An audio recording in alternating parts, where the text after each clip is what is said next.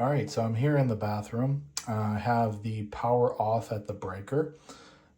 So pretty typical. You have a light switch and a switch for the fan. As you can see, I'm in the dark here working by the light of a flashlight. The power's off, so if I turn these on and off, nothing happens. First thing I'm going to do is I'm going to remove these 4 screws from the faceplate using a standard screwdriver. So I'll get that done, come right back. All right, so I've got the faceplate removed and I've exposed the switches here. Each of these single pole switches have a screw at the top and at the bottom on each one, Phillips head screw. So I'm gonna go ahead and remove those 4 screws and get the switches pulled out, and I'll come right back. All right, so I've got those 4 Phillips head screws removed from the top and bottom of each of these single pole switches. Next thing I'm going to do is I'm just going to take a standard screwdriver and start to pry this away. You can see that it's been kind of painted in place here. So I'm just going to pry it away from the wall and gently ease that out. Sorry about the camera trying to record and pull this out at the same time. All right, so we got one switch out, and now I'm going to take the second switch out. And I also notice that these switches, when the house was originally built, were not grounded. So you can see I got my hot and my load, but no ground wire on these switches. So I'll have to get that added in. Take a closer look in the box. See a ground wire in the back there. So I'll have to get that figured out. The next thing I'm going to do before I start playing around in this box, just going to take my handy dandy power sensor, just get in the box here, just as a double precaution. Again, power should be off, but you never know. So nothing's lighting up here, so everything appears to be off. And next step I'm going to do is I'm going to go ahead and start removing these switches by just cutting them off. They've been backstabbed, so I can't unscrew them. So I'll just cut those off of there and I'll come right back. All right, I got those switches that were backstabbed with the wires removed, and I've just broken out the wires here. So I got my light on the left and my fan on my right. I've also left the insulation on the line side, the feed side to the box, and stripped the insulation here off of the load side. So this would be the wire that goes to the light in the ceiling. This would be the wire that goes to the fan in the ceiling. So that just stripped it off just as a little tip, so I don't lose track of which one's which, because they're all 4 black wires. Next, what I'm going to do is I'm going to start to pull out the neutral bundle here. Also get the ground wire bundle out because I'll need access to those for my humidity sensor that will automatically turn on the fan. So it needs a constant supply of power. So I need to tap into the neutral. I need to tap into the hot side as well to get constant power to that humidity switch. And then I'm also going to get that ground wire bundle out as well, because I need to add some ground wires for each of the switches as well. So I'm going to start pulling that out. And then as soon as I get that all out, I'll come back in a moment here. All right, as you see, I got those bundles of wires pulled out. So I got my neutral bundle here wires, got my hot set here, and then my ground wires. I'm going to actually go ahead and add 2 ground wires to this bundle, just using some spare Romex I have around the house. So I'll get those added in, and we'll come right back. All right, so I just took my pair of pliers. First took the wire nut off, took my pair of pliers, added these 2 pieces of ground wire Romex into this ground wire bundle. So now we'll have one for the light, one for the fan. And I'm going to go ahead and start looking to put my single pole switch in for my light. So I'll get started working on that now. All right, so I just took my motion sensor occupancy detection switch, the package, just picked this up from the local hardware store. So on the back of the switch, you'll see a couple connections. You'll see a black, this goes to your line feed side, and this has a red to make it a little bit more obvious for your load. This goes to the wire that goes to the light in the ceiling.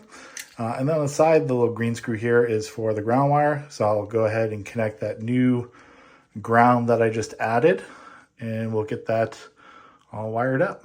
All right, so I got the single pole motion occupancy switch wired in. So on the top left here, the black, this wire, if I follow it back, goes to my hot bundle here. Other side, the right side with a red screw, that line goes up to the ceiling light. So that red screw there.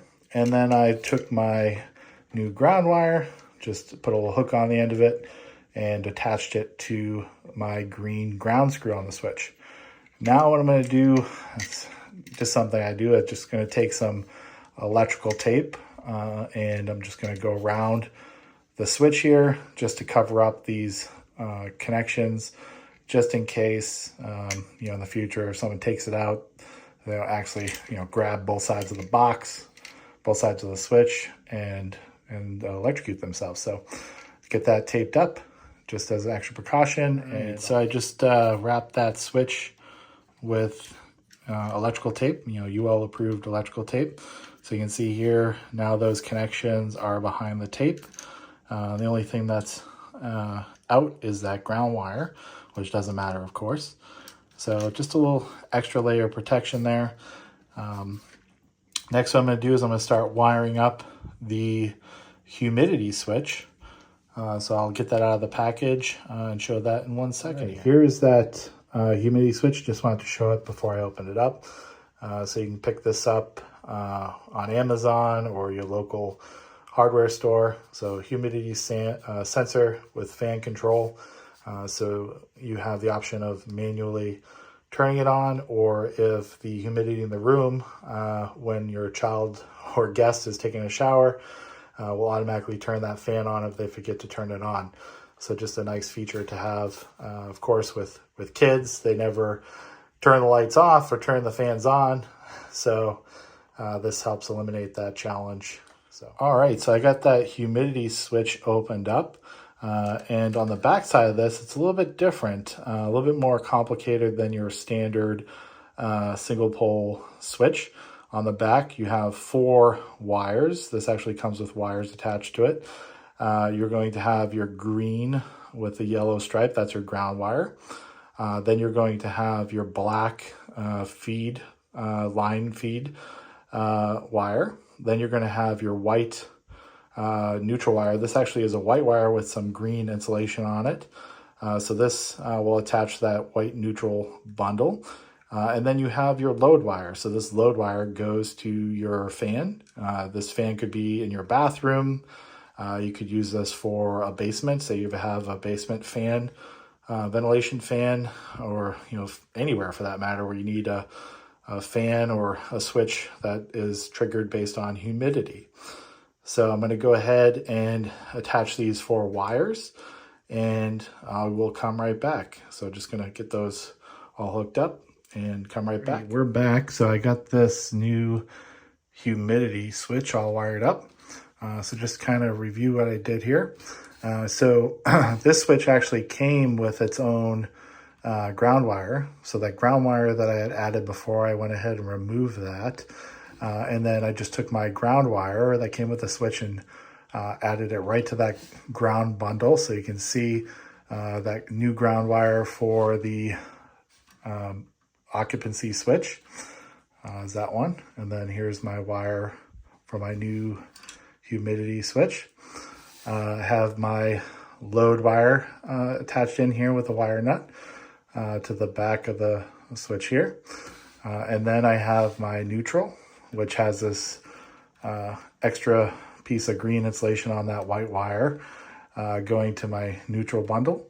And then my hot wire, my black wire, goes to which is kind of behind this one here, so it's a little bit hard to see, into that bundle there for the line side feed. Now, one other thing to mention that I do, which is probably overkill, but I do it anyways, is I just, after I put my wire nut on, I just went over it with electrical tape on this is my load connection, on my line feed connection, as well as on my neutral feed bundle here as well. Not really required or needed with the wire nut, but I do it, just the same, just like I do on my switches or receptacles. Just a little extra protection just in case, peace of mind is what it is. So just a little something extra I do. All right, now that I got this all wired up, I'm going to go ahead and stuff all these wires back into the box here. Get those all stuffed in there, get the switches mounted. So again, those 4 Phillips head screws that'll mount the switches. So I'll get those into place, get the switches in there, and I'll come right back. All right, just putting the finishing touches, getting the single pole occupancy sensor motion switch tightened down. One thing to mention, it might be hard to see, but these switches have an oblong hole, as most electrical receptacles and switches do. So all I do is I just push it over to one side, so that way it's even. Rather than trying to center it in the oblong hole on top and bottom, I just push it to one side, tighten it down, and I'll do the same side on the other switch, so they should line right up. So it might be a little hard to see, but you can see it's a little bit better. It's oblong there, so I just push the screw to the right side there. And same here on the bottom, push the screw to the right side of that oblong hole. All right, now I'm gonna get this other one in place and tighten down those screws, which is pretty much impossible to do while recording and holding my phone at the same time. So I'll go away and come right back. All right, just doing the finishing touches on getting that humidity sensor switch tightened down. And here you can see the 2 switches installed and in place. So we have that occupancy sensor motion detection switch here for the light, and that humidity sensor switch for the fan here in the bathroom. Both of these have a manual override switch, which I'll talk a little about more once I get the power back on. But gonna run downstairs, get the power back on, and we'll come right back. Okay, I'm back from turning the power back on. So as you can see, much brighter here, easy to see things with the light on. So our motion sensor is detecting motion as I'm sitting here in front of it. So that's that green LED blinking. It will blink, I believe, once every 2 seconds when it detects motion. Then we have our humidity switch here that will sense humidity and automatically turn on. I can also manually override these switches by just pushing the button here and the fan. The green LED turns on there when the fan is on. You can turn that off, turn the light off, back on. Now, it's important to mention that both of these switches have settings. So this proximity sensor switch, if I push down on the little piece of plastic here and tip it out, you can see here, just clips in there. It's got a setting here for how long the light will stay on after it stops detecting motion. So say you walk in here, hop in the shower, and you're behind a shower curtain. You probably want this to stay on for a good half hour. So I'm going to change this to 3, which on this particular switch correlates to 30 minutes. And on this side, there is a light setting. So for example, if we're using this switch somewhere where we don't want the lights on during the daytime, you can actually set this setting here for lighter or for dimmer situations. So again, if it's somewhere we don't want the switch on during the daytime, you'd put it towards the darker setting. Or if you don't care at all, you just put it to the lighter setting so it always turns on. So I'll probably drop that down from, looks like it's on 3 or close to 3. I'll move that down to 0. So it'll turn on even during the daytime when there's light. And then on the, so let me get this back on here. So just gonna, let's try to get this on camera while I'm doing it at the same time. So you just put the bottom in first, and then it just clips into place here. Oop, get that back on. And then on this switch, you can actually program it. There's directions that come with it. You can hold down the top and bottom of this switch here. There's a switch on the top side and on the bottom side. If I hold both these down for a couple of seconds, it'll go into programming mode. So you can program it for low humidity, medium humidity, high humidity. Program it to cycle air every so often. Program it for how long it stays on once it's triggered, so on and so forth. So that has that option too. So now that I get the switches in place, next thing I'm going to do is get a faceplate on. So we're going to go to that step next. So this is a new faceplate. So I'm of the opinion, hey, you got this off. Who knows how long that last faceplate has been there. It's dirty. It's got dust on the back of it. It's been there for a while. So you can pick one of these up on Amazon or your local hardware store. $1 or $2 for a new faceplate. Just helps finish off the job. Nice new screws, nice new clean faceplate with no dirtiness on it or scratches or cracks or anything. So it comes with the 4 screws. These 4 screws will go into the switches here. So you can see right above the mounting screw is the faceplate screw holes. So we'll get those 4 screws in and we'll come right back. All right, just putting the finishing touches on that faceplate. So you can see here, that's all installed. You get all those screws installed for that faceplate. One other thing to mention that I do, just a little nice finishing touches, all of the screws for the faceplate, get those facing in the same direction. Just a nice touch to finish off the installation. But there it is, all installed. And next I will program the humidity sensor for this particular room. So that's coming up next. All right, before I show how to program the switch, I just wanted to go over this from the manual real quick because it'll greatly help understanding the next steps I'm going to walk through. So the switch has 3 settings: the time period, the sensitivity to humidity, and the operating mode of the switch. For each of those 3 settings, there's 4 options. And each of those options, the LED light on the switch will blink once, twice, 3 times, or 4 times. So here you can see those options as well as the gray default options that come from the factory.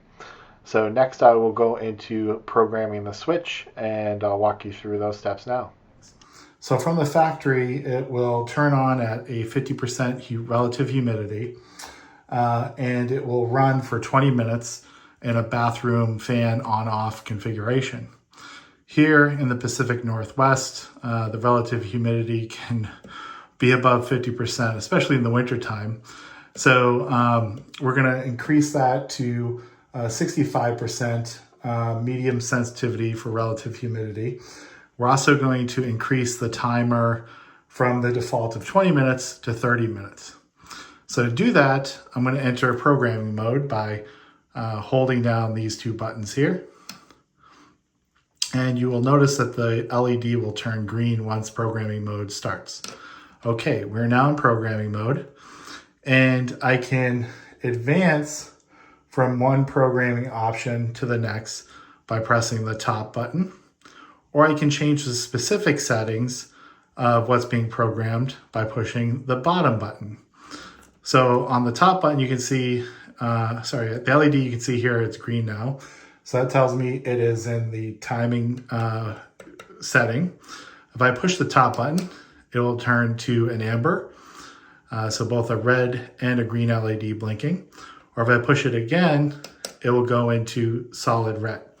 So those are the 3 settings that you have on this switch. The first one is the time. The second one is the sensitivity to humidity.